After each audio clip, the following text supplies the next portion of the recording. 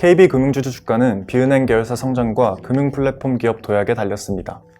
저금리 기조가 이어지면서 은행권 마진이 크게 성장하기 어려운 상황이기 때문에 비은행 계열사의 성장이 필수적입니다. 현재 KB국민은행의 순이자 마진은 1.4%대 수준으로 사상 최저치를 나타내고 있습니다.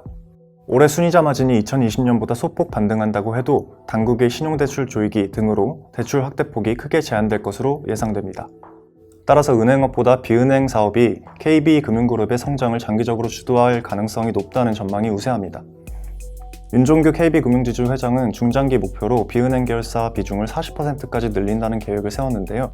2020년 3분기 프루덴셜 생명의 누적 순이익까지 반영하면 KB금융지주의 3분기 누적 순이익에서 비은행 계열사가 차지하는 비중이 40.3%까지 높아졌습니다. 프루덴셜 생명의 실적이 본격적으로 반영되기 시작하는 2021년부터는 비은행 수익 비중이 더 늘어날 것으로 전망됩니다.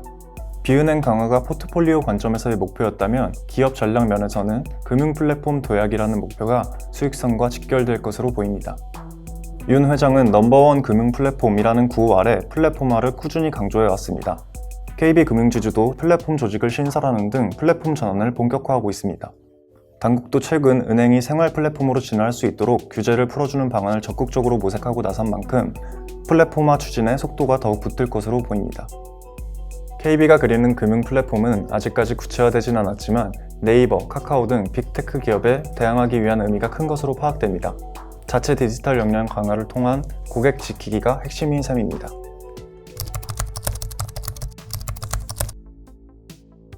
윤종규 회장은 KB증권과 손해보험, 카드를 KB금융의 똑똑한 아우라고 부르는 것으로 알려졌습니다.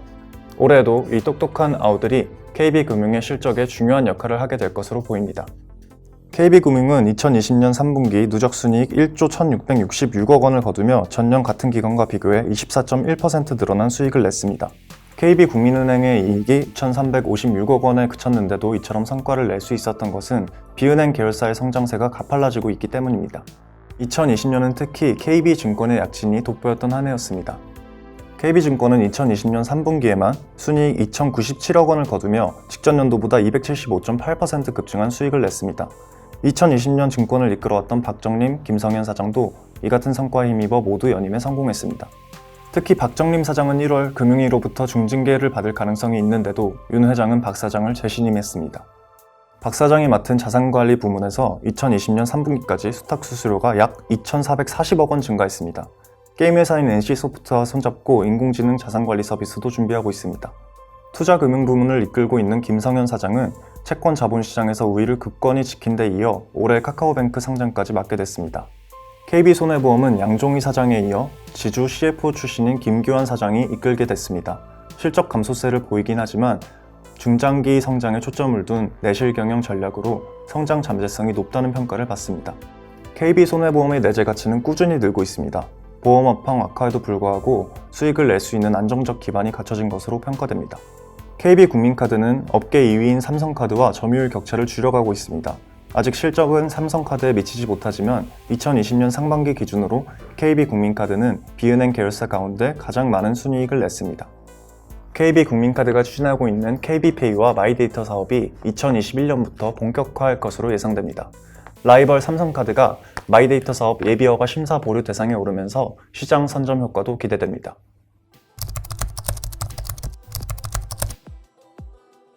윤종규 회장은 2020년 9월 재연임이 확정된 뒤 3기의 경영 핵심 목표로 금융 플랫폼 도약을 꼽았습니다. 윤종규 회장이 지주에 플랫폼 담당자까지 두면서 각오를 다진 만큼 2021년이 KB금융그룹 플랫폼 도약의 원년이 될 것으로 보입니다. 그동안 윤종규 회장의 발언을 종합하면 플랫폼을 내세운 빅테크 기업에 대응하기 위해 디지털 서비스의 이용자 편의성과 접근성을 높이고 금융회사의 콘텐츠로 내용을 채우는 그림이 될 것으로 보입니다. 회의석상에서도 빅테크 기업 진출과 관련해 쫄지 마라는 표현을 쓰며 직원들을 독려하고 있습니다. KB금융지주 계열사는 모두 13개에 이르는데 종합금융회사의 장점을 이용해 개별 고객에게 더욱 정교하고 다양한 금융 서비스를 제공하는 데 초점을 맞출 것으로 예상됩니다. KB금융그룹은 2020년 8월 자산관리 플랫폼 리브메이트 3.0을 통해 자산관리와 소비 분석, 고객별 맞춤형 혜택 등을 제공하고 있는데 앞으로 마이데이터 서비스 등과 결합해 더욱 정교한 금융 서비스를 내놓을 것으로 예상됩니다. KB금융은 금융 플랫폼 도약을 위해 더 많은 고객을 확보하는 확장성에도 노력을 기울이고 있습니다. 대표적으로 KB국민카드가 내놓은 KB페이를 들 수 있는데요. KB페이는 KB국민카드뿐만 아니라 다른 카드사들의 카드를 등록해 사용할 수 있다는 점에서 기존 카드사들이 내놨던 결제 앱들과 차별점을 보입니다. 현재 KB페이를 통해 다양한 금융 서비스를 이용할 수 있는데 앞으로 증권이나 보험 관련 서비스들도 추가될 가능성이 높습니다. 윤종규 회장은 이런 확장성을 바탕으로 카카오페이, 네이버페이 등과 경쟁한다는 구상을 갖춘 것으로 보입니다. KB페이는 아직까지 초기 단계지만 KB금융그룹의 고객 기반과 인프라를 활용할 수 있다는 점이 강점으로 꼽힙니다.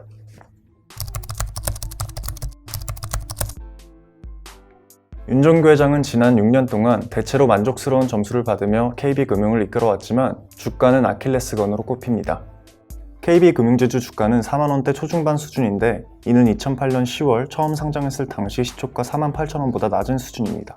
코로나19로 역대 최저가 수준인 2만원대 후반을 찍은 뒤 현재 반등하고 있지만 2018년 1월 고점 6만 9천원과 비교하면 아직 70%에도 못 미치는 수준입니다. 윤 회장은 주주이익 극대화를 위해 은행주 가운데 처음으로 소각을 진행하고 배당 확대를 위한 노력도 이어오고 있습니다. 여기에 4년 연속 순이익 3조 원대를 달성하고 있고 각종 펀드 사고를 피하는 등 모범 경영을 이어오고 있어 윤 회장도 낮은 주가에 답답할 것으로 보입니다. 윤 회장은 과거 주총에서 주가 하락에 따른 주주들의 질타와 성토에 몸을 낮추며 사과하는 모습을 보이기도 했습니다. 다만 KB금융이 글로벌 투자기관으로부터 호평을 받는 등 기초 체력을 인정받고 있고 이번 프루덴셜 생명 인수로 균형 잡힌 포트폴리오를 완성한 만큼 주가 상승 여력이 충분하다는 의견이 우세합니다. KB금융은 증권사에서 항상 최선호주로 꼽혀왔는데 한 리포트에서 가장 모범적인 경영이 이루어지고 있는 은행 지주회사라는 평가를 받기도 했습니다. 윤 회장은 최고 경영자로서 기초 체력 강화를 위해 노력하겠다는 말을 하며 결국 기업 가치는 기초 체력을 반영하게 될 것이라는 말을 남기기도 했습니다. KB금융지주의 비은행 포트폴리오 성과가 가시화되고 있고 디지털 전환 속도도 본격화하는 만큼 윤 회장의 임기 3기에서는 오랜 수건인 주가 문제를 풀 수 있을지 주목됩니다.